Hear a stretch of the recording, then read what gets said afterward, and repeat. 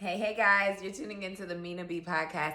It's your girl Mina B, and I am back with yet another fun-filled episode. So, where to find me? It's at the Mina B Podcast over on IG, and you know where to find the show, y'all. The link is in the bio. We're streaming on iTunes, iHeartRadio, Spotify, Anchor FM, and of course, if you're listening on iTunes and Apple Podcasts, be sure to rate and review the show. It's highly appreciated. And for those of you watching from home, be sure to subscribe, hit the notification button so you guys know when the video for the episodes drop. And yeah, I'm back again, solo dolo this week with a little something that I want to talk to you guys about. But anyway, real quick. So I want to just touch base real quick on Hurricane Ida that is currently affected Louisiana and the Gulf surrounding cities. We definitely have watched this on the anniversary of Hurricane Katrina 16 years ago happening, and a lot of people were really worried, but a lot of the parishes, a lot of the areas in Louisiana are out of power, all of that. So we want to send our prayers out to those families and to those affected areas by Hurricane Ida. It has become a storm level of 1, but you know, y'all know how it gets down there, and we want to make sure that we are sending our love. And when we do find out on what we can do to help out, if I do find a link, I will link it below, down below in the description box. But yeah, definitely keep them in your prayers, because I know relief and getting electricity back in order, it's gonna be a rough week. Okay, so let's just keep our Louisiana family and Gulf surrounding area family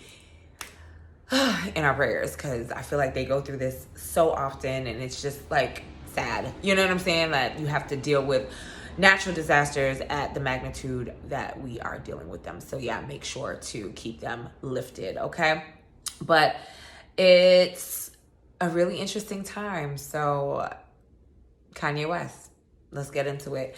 Kanye West drops his album, his 10th anticipated album, Donda, dedicated to his mom, his late mother. And, you know, we've had some release parties at the Mercedes-Benz Stadium here in Atlanta. We've done another release party in Chicago last week. So we just been waiting for this album to drop, and everyone's like, when the album's gonna drop? What is he doing? You know, Kanye knows how to keep us in anticipation, and he's done a great job at it. So let's get into the album. It just dropped yesterday, which was the 29th. And it's very interesting, to say the least. You know, for me, and I am not a Kanye hater per se, but I haven't been a big fan like how I used to be, due to things that he has said in the media. Because, you know, slavery to him was a choice.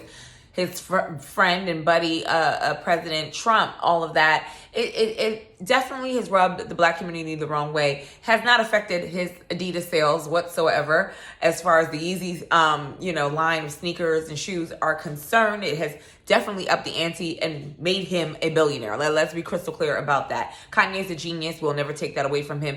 Is he that cousin that is just a pain in the ass by the things that he's done? Absolutely. But I'm trying to give him a little grace, to say the least. I'm just trying to give him a little grace, especially with mental health being one of an issue. And, you know, I think that this was a time, if at all, to sort of kind of start getting Kanye back on that right track as far as his creativity is concerned. So let's get into it. 27 songs, and I can honestly say that I've been able to listen Donda straight through, and I've listened to it twice so far. I've gone back to listen to certain tracks just so I can get an understanding of who's on the track, because on the album it does not say who's on the track unless you're listening and familiar with the voice. Of course, one song with Jay-Z on it, you kind of hear songs of voice like Ariana Grande, things like that. So needless to say, he hasn't shown the features on the tracks, on the track listing. So yeah, this album, Donda, is giving me old Kanye with a splash of Jesus. Just a little splash of genius and Jesus, not genius and Jesus. Okay, let's say that, because like I said, Kanye's a genius. We know that about him. We know musically he is there. The albums that he has put out, and I'll be honest with you guys, I haven't really listened to an album since I didn't listen to Ye at all. So maybe Life of Pablo was the last album that I listened to. I did not listen to Jesus is King because I've always felt a little conflicted when artists turn to religious music, especially a rapper of the magnitude and the things that Kanye has said and done. And like I said, we give people space for reform and changing their lives and getting certain things in order and in perspective, especially as creatives. But it just never sat right with me per se. I would catch clips of video when he did Sunday service with his choir, and I loved it. I'm not going to say that I didn't. I loved it, but I've never truly and honestly listened to those albums. So that's just that on that. And honestly speaking, if Kanye, to me, his albums have been somewhat of just legendary, just legendary. Just like, that's all I can really say about it. Like Cruel Summer, when he dropped With Good Music, and having his artists that he fucked with on that as a collaborative album, I thought that shit was dope. My Beautiful Dark Twisted Fantasy, amazing. It's my favorite album to date. And of course, Watch the Throne with Jay-Z. That's classic. That is something that in hip hop we can never ever say that wasn't a great collaborative effort of an album. Okay, the duo themselves, Hove and Ye. Like, are you kidding me? With Donda, and this is my opinion, I think that Kanye has never really gotten an opportunity to properly mourn his mother. I think sometimes for him, and we've seen it. We've literally seen it over the course of the years. The outbursts, the marriage to Kim. I'm not going to sit here and say he doesn't love Kim. I'm not going to say that, all the things that they've done was in vain, per se. I think they're one and the same. I think Kim has been amused to him in a lot of ways. And it worked for a time. It worked. So I'm not going to get into their divorce because I always saw that happening at some point. But, obviously she still supports him. She still fucks with him. She was at his show not too long ago. All of them, the Atlanta show, the Chicago show. So, there's definitely love there. They have 4 kids together. I mean, let's be crystal clear about that. But, of course, this album comes out and it wouldn't be a Kanye album without a little controversy, okay? So, as the Twitterverse and the Instagram storylines and bloggers start buzzing and talking about the breakdown of these songs, a clip from gospel singer Brie Babineau, which sample ad-libs from Lord Make Me Over, and church folks know what song that is. So Brie has an absolutely amazing and beautiful voice, and that video clip does rotate throughout Instagram quite often, and Kanye definitely sampled that song. Now, here's the thing about that sample. It's like, I really don't know how that's going to work as far as it not being I'm not even sure if that was a song on an album of hers or not, but he didn't ask for the permission, so to speak, to use her voice and likeliness. So I'm not sure, y'all, how that's gonna go, but it is what it is. Kanye's Kanye, and creatives kind of just do what they want to do. The song was sampled on Lord, I Need You. Yeah, it was Lord, I Need You, if I'm not mistaken. So I would play clips, but y'all know where to find these songs, and I'm not going to go through dealing with copyright issues for YouTube for playing clips of Ye's album. Y'all can go ahead and get a good taste of the Donda album, but I will throw out some of my favorites and some of my opinions on the album itself. So, of course, another tweet that went out came from Soulja Boy, who, of course, takes to Twitter stating that he was sent the Remote Control Out song and supposedly had a verse on there that did not make the album. And let's say, like, he had receipts or whatever. I'm not going to even read the receipts, but he was big mad. And he stated, "I don't know how to feel. Kanye sent me that song Remote Control and I don't hear my verse on it. Fuck that nigga."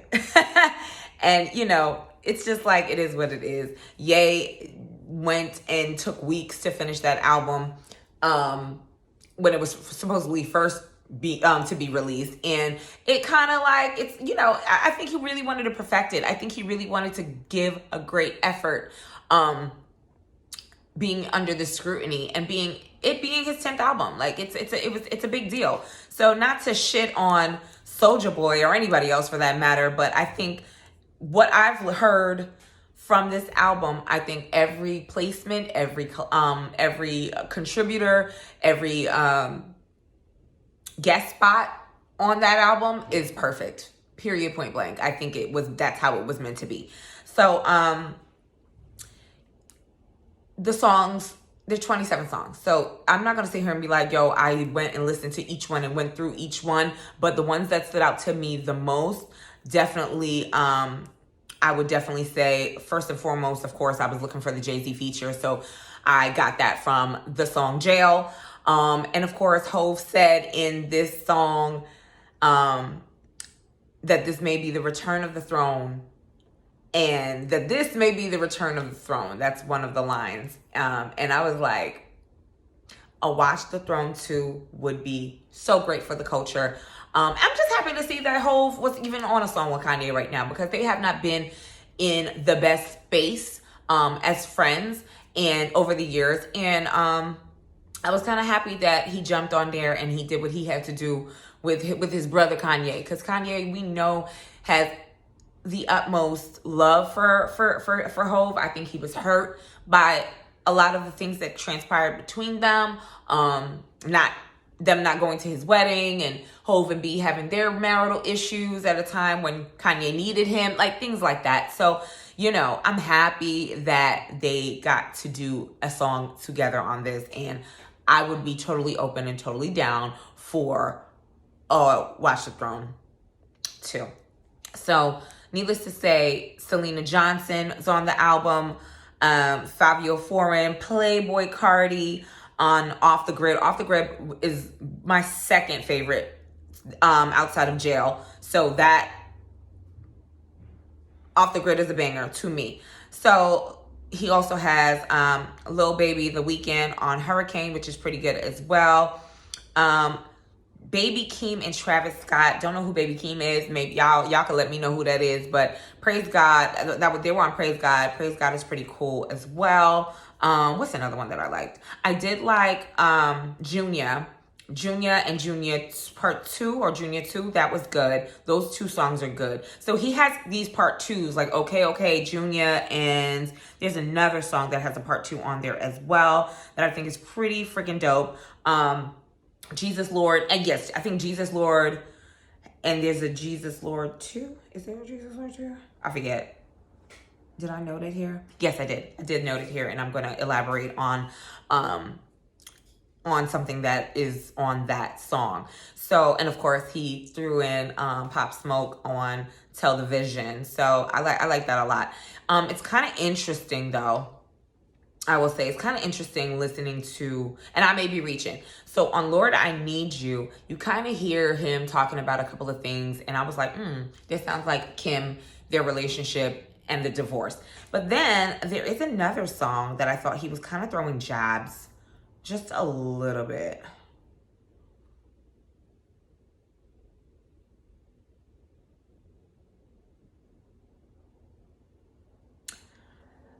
I don't even know if I see it here. Yes, Heaven and Hell. So on Heaven and Hell, I thought it was kind of interesting. Like, just the things that he was saying on Heaven and Hell, it kind of was like talking about his life in Calabasas. I feel like he was talking about the Kardashian Jenners a little bit, their lifestyle. I don't know. I could be reaching. Y'all let me know if you think that on Lord, I Need You, that he's talking about Kim And also on on Heaven and Hell, that he's talking about the marriage and the Kardashian Jenners a little bit and his life around them. Listen, even if he is talking about them, could they even get mad at anything that he says at this point? Because first of all, they are currently going through a divorce, whether they see it through or not. And then also too, like, I think Kanye would have his share of shit that he dealt with them and vice versa. You know what I'm saying? So it is what it is. And I always say Kim knew what she was getting into by marrying a Kanye. Okay? Like, come on now. You had to have known. But it was really interesting. On Jesus Lord Part 2, there is a dialogue, so to speak, by Larry Hoover Jr. And I was like, thinking about that Larry Hoover. I'm like, Big Meech, Larry Hoover. Like, I'm so confused. Isn't that like a drug dealer or something like that? So, did a little research. Larry Hoover Jr. spoke and more so pled about helping his father, who was a gang member or gang / drug kingpin. That's what I read. Don't quote me, but Google, it works, just available to y'all as well. But basically, the dialogue was a pretty long, maybe about a minute long or a minute and a half long on the Jesus is Lord Part 2 song on the Donda album. And I thought it was really interesting, like how he was talking about the criminal justice system, his plea for his father, and just the timeline of the years that he's been in jail for over 26 years now, and for a life sentence, for murder and for a couple of other things of investigations that went behind his gang affiliation. So, Kim and Kanye, especially Kim, they have helped overturn a couple of convictions So I think that was a plead, and also it maybe showed an interest that Kanye had in his father's case. So I thought that was very interesting, listening to that and seeing that Kanye took an interest in putting that on his song as well. So yeah, I mean, listen, all in all, I think it's a great album. I would definitely give it a 9 out of 10. So yes, Mina B is giving Donda album 9 out of 10. Why? I'm giving it a 9 out of 10 based on the mere fact that this is the Kanye that I needed. This is the Kanye that creatively needed to come into the space. Now, I didn't go to the listening party and all of that, so I couldn't, and I don't think that would have been a place for me to really get a great understanding of what he was trying to accomplish. So listening to this album, running it back and going in between some of the songs that I did like and favoriting them kind of helped me get an understanding of where he was headed. And it feels like old Kanye with, like I said, with a little sprinkle of Jesus. And I like that. I do like that about it. I don't feel like he's redeemed himself completely in the Black community. I think he's still got a ways to go. I think he has conversations that he, as intelligent and wonderful as he is, his mind works well and he knows what it is. His mom was a professor and was very, very knowledgeable about the community, about our lifestyle in America as Black people. So at the end of the day, we almost expect a little bit more from Kanye. So I'm going to give him some grace. I'm going to give our cousin Kanye some grace. I did say that he would make it back into the family cookout. He is slowly emerging back into the barbecue for the end of the year. Next year, we're going to see where we go with him creatively, and even with COVID and all of that. Let's see if he tours. Let's see if he adds a little something back to us with this album and giving us a couple of performances or not. We don't know, because Kanye is Kanye. We just never know what we're going to get with him. But in same Kanye news, let's talk about this Kanye and Drake beef, okay? Because I wasn't quite understanding what the beef was with Kanye and Drake, okay? I'm sitting here like, wait a minute. What is the problem? What's tea? So I heard through the blog sphere, through the Instagrams, that Drake had made slight suggestions at hollering at Kim. I heard that was the first thing that I heard. But then I did a little bit more digging, and it's basically like a long-term beef between him and Kanye, Drake and Kanye, that stems back to the song the diss track Pusha T put out for the story of Adidon. That was like, what, 4 years ago? Just about. And, that picture of Drake in blackface, which is not cute at all. I think sometimes we sweep that under the rug because, Drake's my baby father / husband. So just from an artist standpoint and being a black man, a biracial black man, putting blackface on just wasn't the best thing to do when he was a teenager, a Canadian teenager at that. He just didn't know no better. But, they shitted on him with that. And, publicly, Pusha T had put out his information. Y'all know how it goes. If y'all fans, y'all know how it goes about his son and not really wanting us, the public, to know about his child that he had. So needless to say, that beef stemmed from that because Kanye's relationship with Pusha T and, not having the influence to put it out or not. Like, I think Drake he felt betrayed. Betrayal was had at that moment. So with that being said, everybody knows that Drake's album was coming out soon. And it's very, very interestingly enough, the date is September 3rd. So it will be out later on this week. Certified lover boy. So, at this point, we didn't know what Donda was going to do. We did not know what Donda was going to give, if it was going to give what it needed to give. Because, again, Kanye hasn't really given us an album. You know what I'm saying? Like a really good rap album in some time. So, it's kind of interesting because also we didn't know when it was going to drop because he kept pushing it back. So it just dropped on the 29th and then Drake's album drops on the 23rd. So, on September 3rd. So we're like, okay, boom. We need to see what Drake is going to give. Is he going to deliver? And I always feel like he does. I don't think, this is my personal opinion on the Mina B Podcast. I don't think that we can sit here and compare Kanye to Drake. I think that they are both great fucking rappers. I think they have done great things for the culture in different aspects and different perspectives of rap. I do believe that their relationship is strained because of numbers, because of, being better than the other. We've even seen Kanye do that with Hov, over the years on wanting more from his relationship with his brother, so to speak, but also trying to compete with him for greatness and for that throne, so to speak. And, that's not happening. So, I mean, yeah, it is what it is. But I think the bigger picture here is y'all are beefing over little petty shit, right? Little petty shit with this song and all of that. So earlier last week, Kanye West posted and then deleted a screenshot on his Instagram. And it's a group chat with other people. And it was speculated that the person that they were speaking with on one of the bubbles was Drake, and they had crossed it off, right? So then you can see that Pusha T was added to the conversation, sending a photo of Joaquin Phoenix as the Joker. And underneath that, it was said underneath that, I live for this. I've been fucked with by nerd ass jock niggas like you my whole life. You will never recover. I promise you.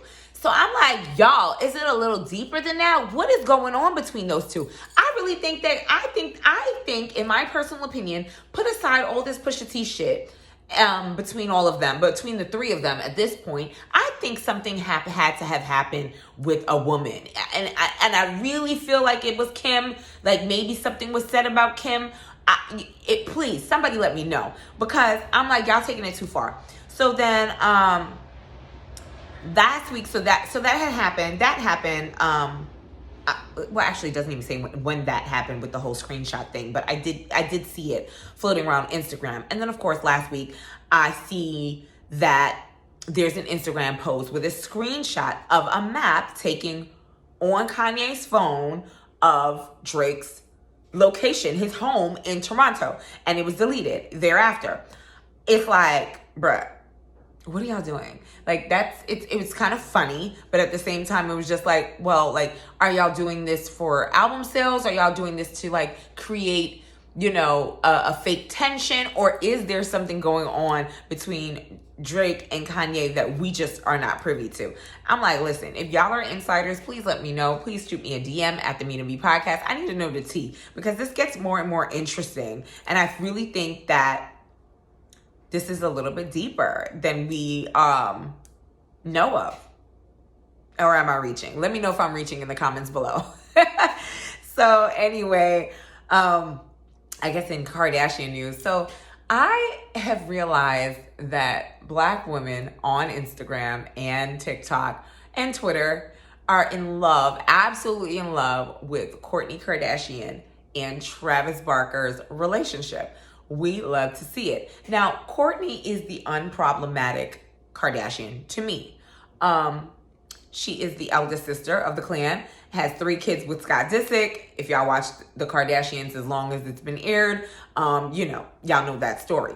So I love Kourtney because Kourtney is the unbothered one. She's unbothered. She's like, I'm just living life. I'm just out here living life. And that meme lives rent-free in my mind. Okay, that rendition of what she says, I'm just living life, it lives rent-free in my mind, okay? She got dragged by Kim last year sometime about not being passionate about the business and all this other stuff. They had a physical fight, all that stuff. And I love to see them go at it and bicker like sisters do, especially when it comes down to this business, because they're so fucking shallow and unrealistic. It's kind of funny. But anyway, it took me a minute to like Kourtney over the years of watching the show, because I was like, oh, she's so boring. But no, I realized she was motherfucking unbothered and a little bit dry. She has dry humor. And it took me a minute to understand her personality. But then recently, her relationship with famous drummer Travis Barker sparked, and the Black girls are loving it. Not to say that the white girls aren't loving it, but I can't really relate. I just know that we like it because we love the PDA. We love the tatted up bad boy image that Travis gives, that rock star lifestyle that Travis gives, and Kourtney being this little fashionista, I'm damn Kardashian, like, we're like, girl, and she looks so great for her age. Unlike her sisters, if she's had any work done, it's minimal. It is minimal work, and I just think she looks great for having 3 kids. Like, she is perfect to me. Love it. Love that for her. But it's so nice to kind of see, like, her falling in love with somebody like him. You know what I'm saying? Like, Travis is a sweetheart. So that I've heard from the industry and just, like, watching interviews with him, and I've heard that he is a fucking sweetheart. And it's kind of interesting, kind of seeing that genuine loving side for both of them, and it's played out on social media, of course. Travis haven't been flying. He hasn't been flying for over 13 years because he was in a plane crash back in 2008. And it was tragic. He burned a good portion of his body in that crash and lost friends that were with him traveling that day. And he's never really got on a flight. He'd go to shows and go do things. He would take tour buses because he, had a PTSD, and I mean, respectfully and understandably so, with a tragedy happening like that to you. Like, how do you even bounce back from something like that? So, it's kind of been interesting to see, because there's a picture that shows him and Kourtney.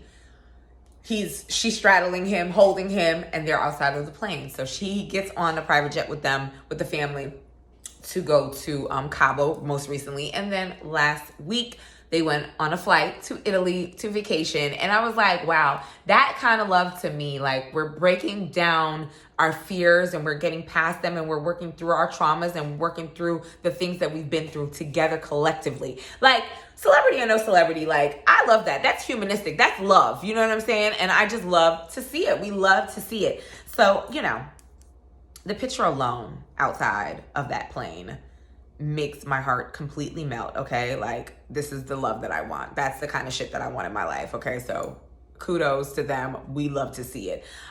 We like genuine love stories, genuine sexy, fun love stories. Like, that's all we like to see. So shout out to them. I hope that they last. I hope that they get married. Oh, and the blogs have been saying that she's been hiding her pregnancy. Like, her fans really feel like she's hiding a pregnancy.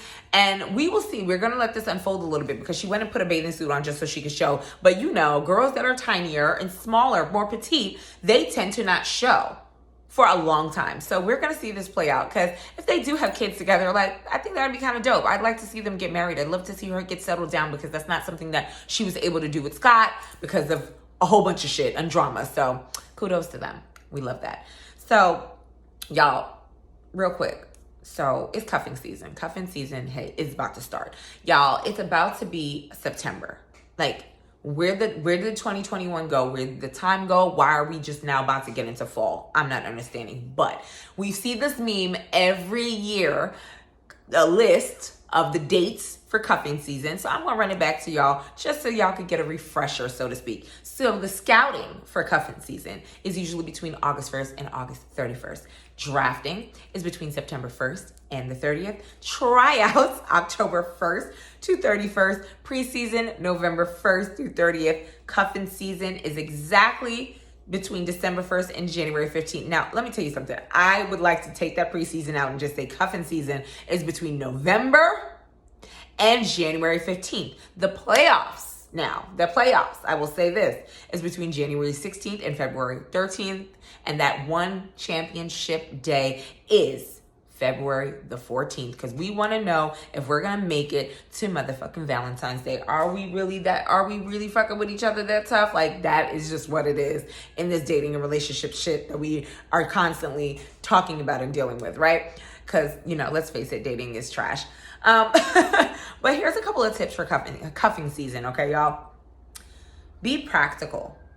And I mean this the best way I know how. And respectfully, of course. Stay in your lane. Stay in your dating lane. Like, if you're not that type of dude that don't like to do expensive dates and stuff like that, find a girl that's okay with that. Find a girl that, is okay with Netflix and chill. Also, ladies, you guys know I'm a big, big believer in this, even though it's something that I find very hard to do. But I push y'all to do it. Try to do it, y'all. Try to do it. Do it for me. Keep your options open until he has proven indoor worthiness. I mean, cuffing season at one point or another, y'all gonna end up in the house at some point. But make sure he's worth it. Make sure that he showed you what you like to see. Every woman has their own level of what they like, their expectations, and all of that. So if it's not to your liking, he cannot come inside. He cannot come to the house. He cannot come lay up. None of that shit, period, point blank. Done and done. If there's no bond, no connection, next, keep it pushing. Keep those options open. Fellas, also, in keeping cuffing season in mind, please do not bore her if you are only down to fuck. If you're DTF, and then you're DTF, make it clear. Just make it clear. This applies to women too. If that's all you want, make it clear that's what you want. Period, point blank. Also, not everything is relationship based. No, not every time. That's not necessarily the case. But say that cuffing and sex is all you want. And I'm talking about cuffing in the house. I'm like, this is all you want. This is what you need. It's a buddy situation. Make that very crystal clear that that's what you want. That's it. You're helping the process along. Be intentional. This could be bae, so be intentional. If this is somebody that you like, fellas, make sure that if this is someone that you like, you're doing the appropriate things. You're trying to get to know her. Dig a little bit. Try to get to know her. Try to ask her what she likes to do, and y'all figure those things out. That's what y'all do with dating. Like, I don't understand what y'all don't get about that. Also, fellas, if you're in like, be thoughtful. Date night should be offered instead of Netflix and chill. Like, if you really like somebody, that's all you want to do is Netflix and chill. Again, that's also a part of number one that I said, make sure that you're dating. Be practical. Stay in your lane with that shit. You know what I'm saying? Like, know the kind of woman that you're trying to, court, so to speak. Because if that's not, the math don't be mathin' with y'all sometimes, okay? So make sure y'all practical when y'all dealing, and that you guys are being thoughtful in this process. And also, I mean, for y'all ratchets, this is for the ratchets. Don't cuff just because you're homeless. Don't cuff just because you're homeless. Like, please stop it. Like, if you just want a place to stay, then get a roommate. But don't be up there underneath no girl that you don't really want to fuck with like that just because your ass is homeless and ain't got nowhere to stay. And this goes for the Aero bed Betties as well. Y'all are well dressed. Y'all got, you know, carts on Shein and Louboutins and all those expensive Balenciagas, but y'all ain't got nowhere to sleep. Y'all sleep on Aero beds. Y'all want a nice, cozy man's apartment or house to lay up in. Like, that is not what cuffing season is. You're homeless. And you need to work that out and figure out what the finances is looking like. Maybe you need a roommate, you know, or something. You know, there's a lot of ways to make money these days. Y'all need to figure this out. Cuffing season should not be an opportunity for you to be laying up underneath somebody just because you can't afford some rent. Like, y'all need to stop. But anyway, that was just my little cuffing season tidbit. And I hope that you guys take cuffing season and start, you know, dwindling down. Summer is dwindling down. Even though it's still a little bit hot in Atlanta, it's still dwindling down. And I need you guys to think it through. Think it through. You know, keep those options open. Even if it's 2 or 3 solid options. I ain't talking about no bullshit options or somebody that you don't take, like solid options. And also, again, if you're not taking that person seriously, if it's you just DTF, all that good stuff, make sure that you're lining it up correctly. Fellas, stop treating every woman the same. Not every woman is always down for the same shit that Sheila was for or Sasha was for or whoever. That's not how that works. That's not how that works. Take your time. Communicate and figure out, tap in, see what the girl's into. But anyway, wrapping up this episode, this one's gonna be a short one. Definitely be sure to check out that album, the Donda album. Leave me some comments. Let me know what you think. Let's have a dialogue about it over on YouTube or in my DMs at the Mina B Podcast on IG. So if you guys have inquiries, anything that you'll want to throw out about the show or an idea or dating advice, feel free to shoot me an email. It's at minab@gmail.com. And of course, y'all know where to find me over on IG. The link's in the bio. Be sure to rate, review, and subscribe over on the YouTube channel. Show me that you're watching the channel. Show me that you're listening. However you listen or watch the show, be sure to share that with me. I'd love to repost you guys over on the Mina B Podcast page. And thanks so much for tuning in every week and fucking with the show. I highly appreciate you guys. It means the world to me. And yeah, I will see you guys again next Tuesday because I got something special lined up. So, have a wonderful week, you guys.